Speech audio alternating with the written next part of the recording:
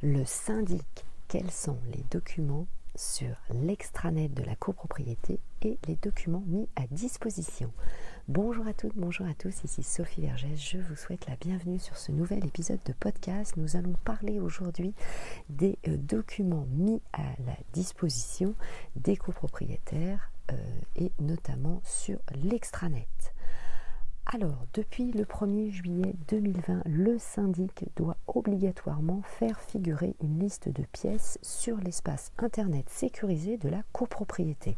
En effet, lorsque vous devenez copropriétaire, eh bien, vous avez votre identifiant et votre mot de passe pour avoir accès, évidemment, à tous les documents. On va voir quels sont-ils en 5 points.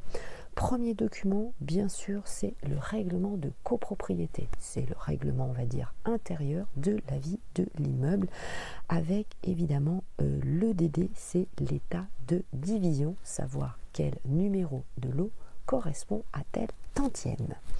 Ensuite, bien sûr, c'est le DDT. C'est quoi le DDT? C'est le dossier de diagnostic technique qui correspond à l'immeuble. Et vous avez également, bien sûr, le dossier de l'amiante des parties communes, s'il y a de l'amiante, évidemment, dans l'immeuble. Ensuite, dans cet espace, vous allez avoir les contrats d'assurance et de maintenance des différents équipements, la chaufferie par exemple. Vous avez le carnet d'entretien de l'immeuble et bien sûr, en dernier point, les 3 derniers procès-verbaux d'assemblée générale. Eh bien, c'est pour vous indiquer ce qui s'est passé, qu'est-ce qui a été voté, notamment comme prochains travaux. Dans l'idéal, bien sûr, c'est d'avoir aussi l'antériorité des différents procès-verbaux. Je vous invite à vous rapprocher du président du conseil syndical qui, en théorie, évidemment, a toutes les archives des procès-verbaux, mais aussi des archives de l'immeuble. Donc, depuis parfois même d'ailleurs que l'immeuble est construit. Donc, ça vous donne évidemment des informations.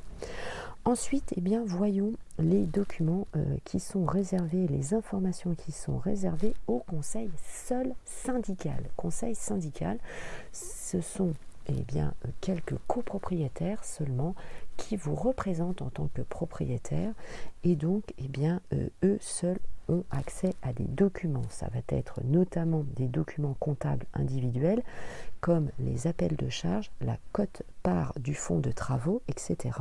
et qui ne sont consultables évidemment que par eux.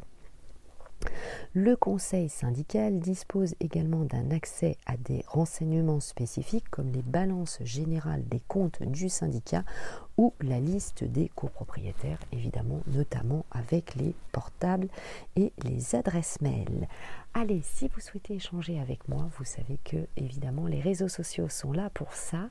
N'hésitez pas à me parler de votre projet, Instagram, TikTok, Facebook, YouTube, Clubhouse et Twitter. Bien entendu, les documents doivent être mis à jour par le syndic régulièrement, le syndic gestionnaire de l'immeuble.